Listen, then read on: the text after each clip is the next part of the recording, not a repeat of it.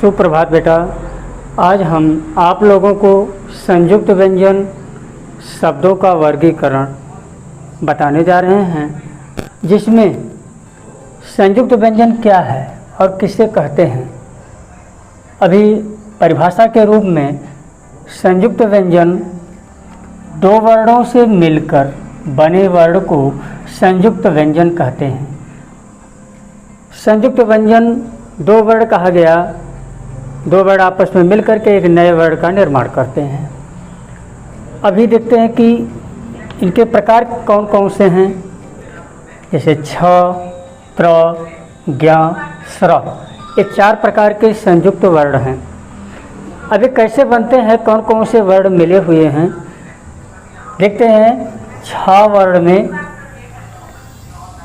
कौन कौन सा वर्ण मिला हुआ है, क, स, ये दोनों मिलकर छ का निर्माण करते हैं। का वर्ण में हलंत लगा हुआ है।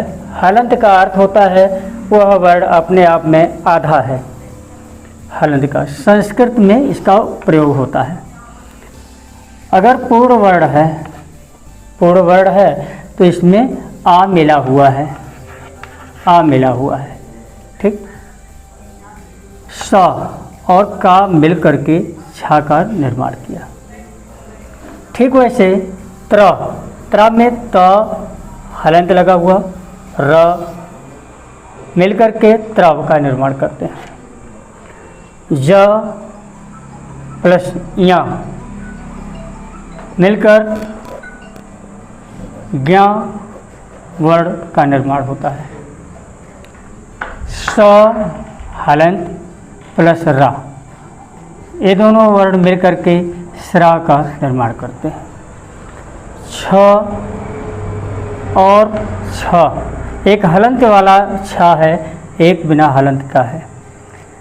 कभी कभी ये देखने को मिलता है, बड़ा सूक्ष्म अंतर है। लोग कहते हैं इसमें क्या अंतर है।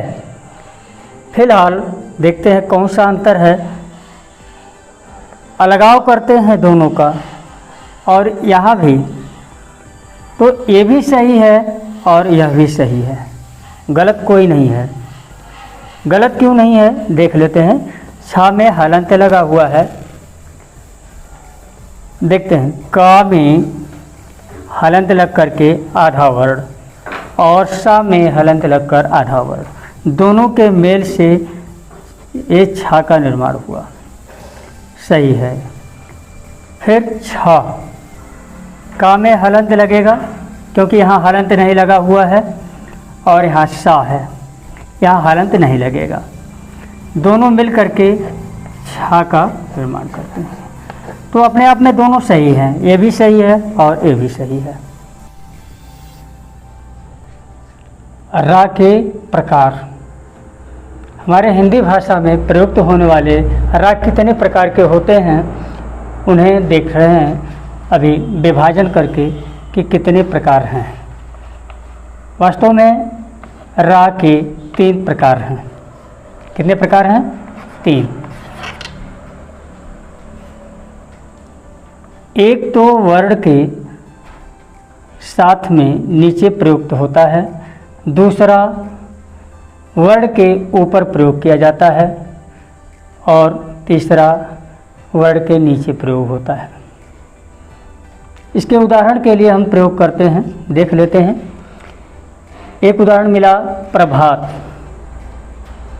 प वर्ण के नीचे रा को लगा रहे हैं।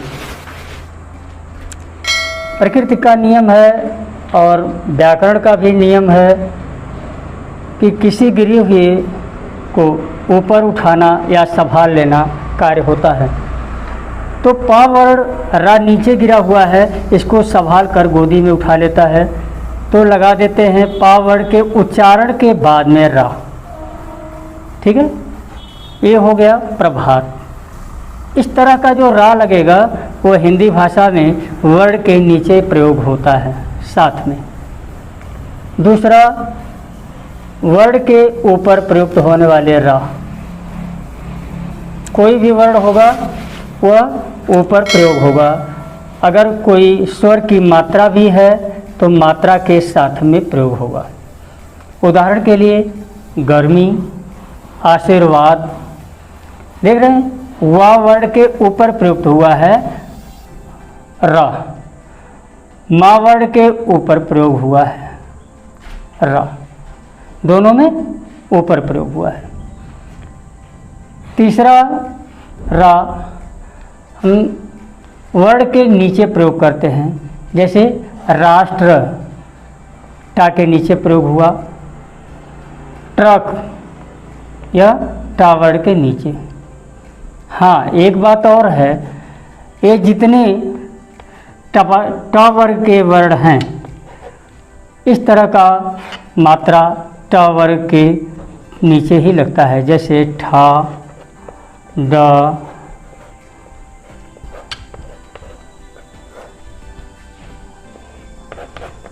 ड्रम, तो इस तरह का प्रयोग करते हैं रा का, ड्रम।